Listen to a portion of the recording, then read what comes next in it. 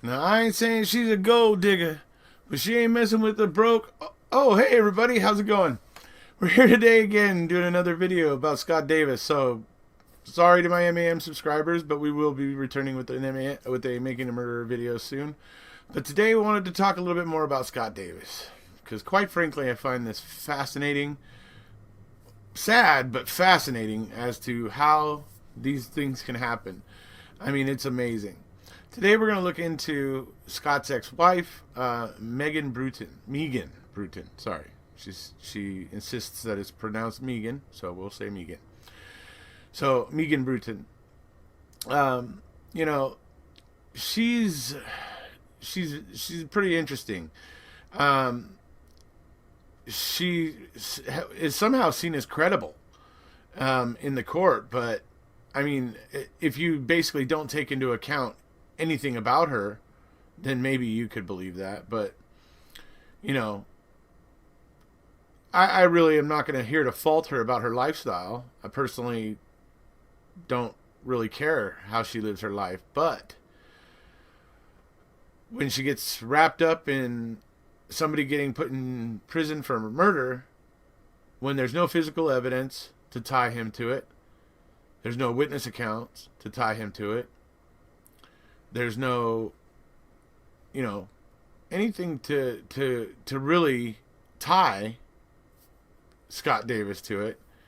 But yet, because she claims that Scott did it and essentially lies about telling Scott that David was shot. Now, we're going to get into that in this video. She actually tells Scott that David was shot. So David got that information from her. When detectives asked her, because when he said that, the detective said, "How could you know that?" He said, "Well, Megan told me." And when they went and asked Megan about it, she said, "No, Scott told me." Well, you'll see in this video the proof that that is an absolute lie. Beyond that, we're also going to see her outlook on life, the way she sees things, and the way that she has conducted herself up to now, or at least up until the 2005 trial. But anyways, so we'll start out with her college. So, all right, so while in college, she was attending college and she flunks out. And kind of, I guess, early on, because she continued for a couple years to take her parents' tuition money for college, even though she had flunked out. So that's pretty despicable, kind of, on its own. But then add to that she wanted to continue to deceive her parents, because she was supposed to have graduated after like a year or two. She was married to Scott for like a year or two, and she was supposed to be graduating from college. She asked Scott to forge a diploma for her, and he refused. But that's how far she was willing to take it. I mean, that's just, I'm not here saying, burn the witch or anything. I'm not here going, like, hang her high. Nuh-uh. Just saying that somebody with that type of mentality, clearly money ruled everything around her. Clearly that's the way she was. That's just, the way she was wired. And which is fine. But, as I said, when we move into the seriousness of a murder investigation and being able to take the word of somebody like this, like the gospel, that's where I have a little bit of a problem. So, and you'll see why. I mean, because we can prove that she's the one that said it to Scott, and you'll see that in this video. So, then while she's married to Scott, she is seeing two men who live in New York. One of them is a 50-year-old billionaire, and the other one is a wealthy, well-to-do doctor. And she would, periodically fly to New York to see these men. She would tell Scott she was going other places, like, to see like friends or whatever in a different state or whatever, but she would actually go to, like, New York and see these guys. And, And then you also add to that, she was seeing David Coffin. So she was seeing 3 other guys while she was married to Scott. Now, am I saying that that's damning? That, or anything? No, not. Just saying it speaks to the kind of character that she has. That's all I'm saying. So, then we move on to the fact that she often told her friend Jennifer, Jen, or Jen J as she's referred to in these, statements. She told her friend Jen that she wanted to be a kept woman. I mean, it's not surprising. I mean, you see the kind of men she's gravitating to, men that have a few coins to rub together. So, I mean, so you can kind of see how she's wired. Like I said, more power to her, but this kind of shows that she has a dishonest streak and a, wanting to have it on easy streak. So, then you move on to the facts that while testifying at trial, she was under specific orders. The court had specifically ordered that she was not to discuss the case. While she was testifying. She testified for 4 days. She wasn't supposed to talk about the case anywhere. When she would leave court for the day, she would send emails to a popular crime blog at the time. And basically, giving things about the case that aren't supposed to be public knowledge. And she was doing it like as aliases. She didn't do it as herself. She did it as aliases. Eventually, somebody subpoenaed all the IP addresses and all that stuff, and found out that all these things were all done by her, from her IP address in Australia, and also from, I think, her aunt's house, where her aunt and some of her family were also posting. So that's the kind of loose morals that she has. I mean, there's even a statement that she was actually hoping that some of the jurors would get curious and go onto that blog and see what she had put. She was hoping she could sway opinion, like the jurors' opinion and stuff. Like she actually said that she hoped that.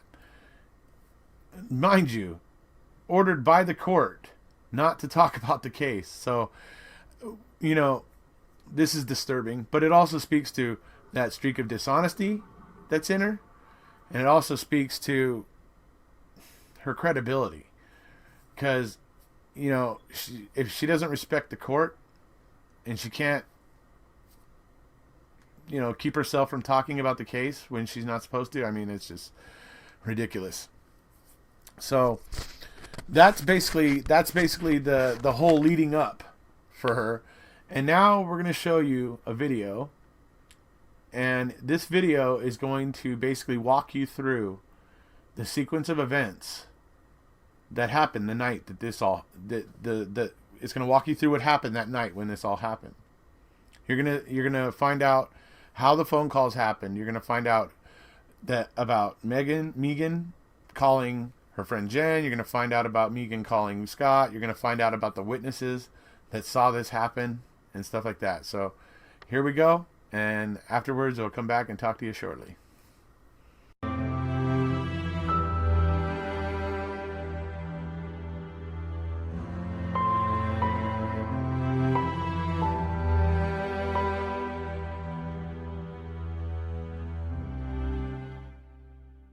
Wouldn't it therefore, though, it makes sense that if Megan did in fact tell Scott and the others that evening, and that she was the first to say that, shouldn't she be considered a suspect?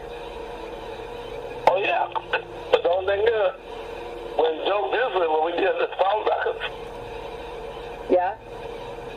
the phone records, from my understanding, way back, because we gave over Joe Burford. Well, let me tell you this. The evidence that Megan was first to divulge Coffin was shot, and I promise you what I'm going to tell you, here is true. Jennifer Genakova, her last name is spelled Jenacova, Jennifer Genakova. She was Megan's best friend. She confirmed that Megan called her at 12:05 10:08 a.m. that first night from the Coffin neighbor's house, the Limburgers, Limberger house, from the Limburgers' house. And Megan she stated that Coffin was shot in the head.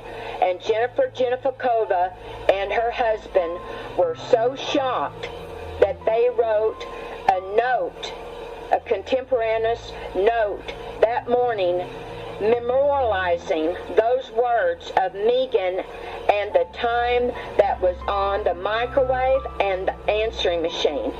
And the first time Scott and Megan spoke that evening was in fact 10 minutes later, after Megan had called her friend.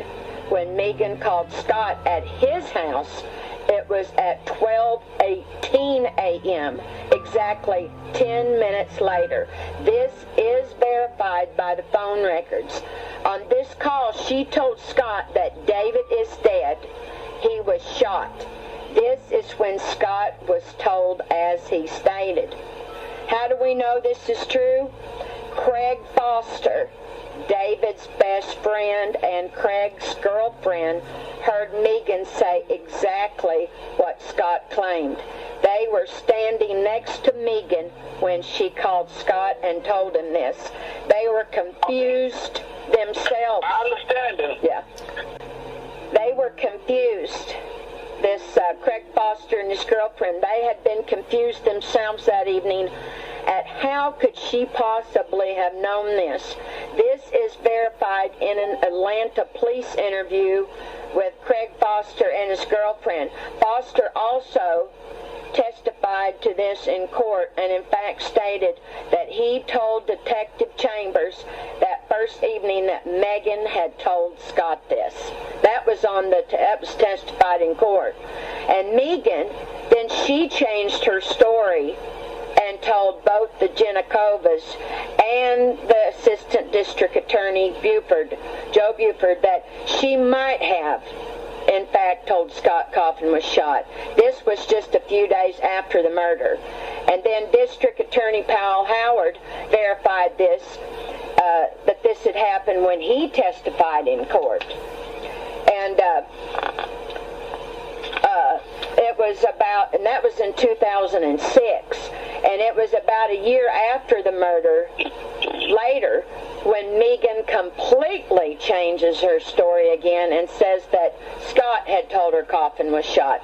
This was after the huge reward was offered from the Coffin family. And in addition to the fact her changing stories are very suspicious, no evidence whatsoever supports this version, and it is fact impossible based on the timing of the calls as documented by phone records and the testimony of the Genikovas. The Genikovas had no motive to lie and in fact have every reason to support Megan since Jennifer Genikova and Megan were best friends. The Genikovas also had no way of knowing that first day how important the timing of Megan's call was. It seems clear to me that Megan was lying and somehow had guilty knowledge. This is what is supported by the evidence, but it seems no one on the prosecution team bothered to investigate it. I want to ask you a question because I thank your honesty, and I want to know you're honest, and I want to know the truth. If Megan in fact knew and divulged first that Coffin had been shot in the head, and in fact if she did tell Scott to this before anyone else knew this, wouldn't it be true that Megan is either guilty or at least a real suspect? Well, of course. Okay. And to be fair, this is what everyone claimed made Scott the killer. If Megan was in fact the one who told Scott and the others, as evidence clearly shows, don't you agree she could be guilty or somehow involved? Well, that's what Joe Burkham was saying later on, once he got off the case. And now we will move into the audio clip of Jennifer J's testimony, who was Megan's best friend. First conversation that I had with him was the second phone call at at 12:08.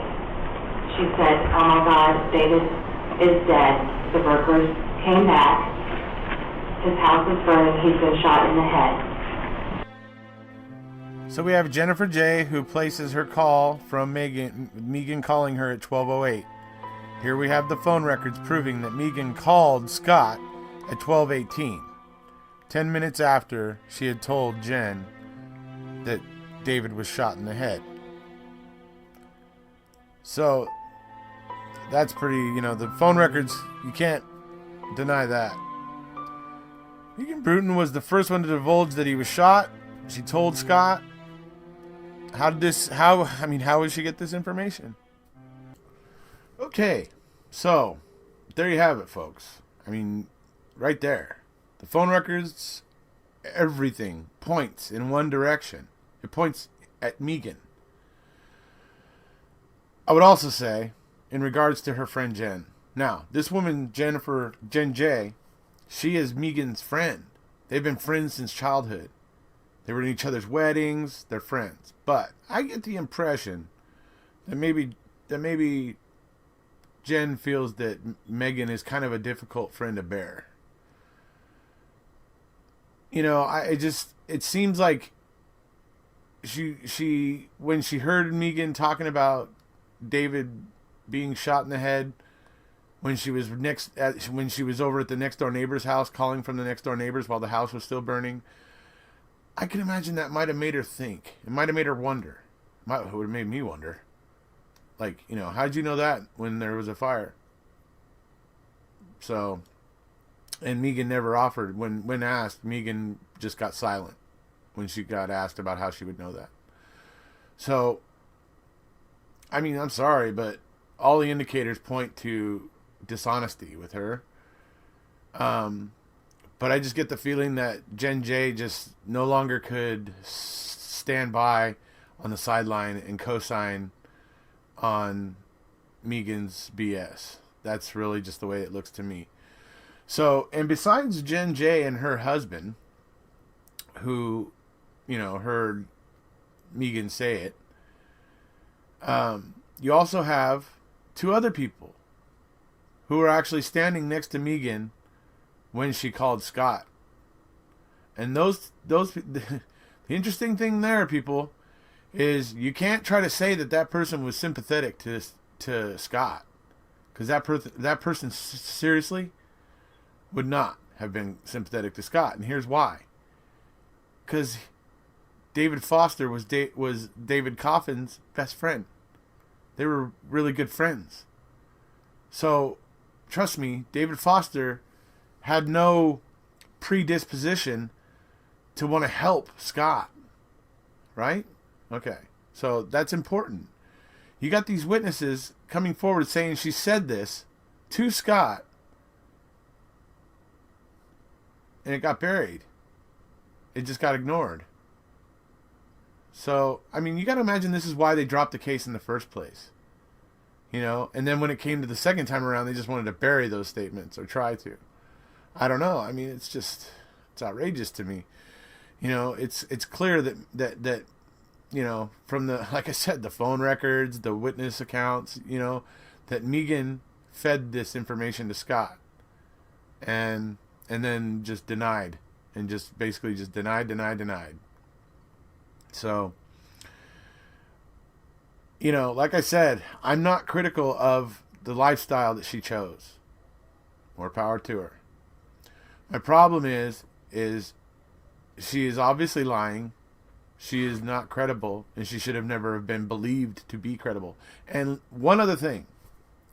Anybody who's watched my Ryan Hilligas video from Making a Murderer, what is rule number 1 in the rule book in, Murder Investigation 101? What's the number 1 rule? Always look at the people closest to the victim first. Always. Never just casually pass over them. And there's a reason why. Because 9 times out of 10, they tend to either be involved or know something. Yeah. So, it's always to me an earmark. an earmark of a potential wrongful conviction when you see stuff like that happen.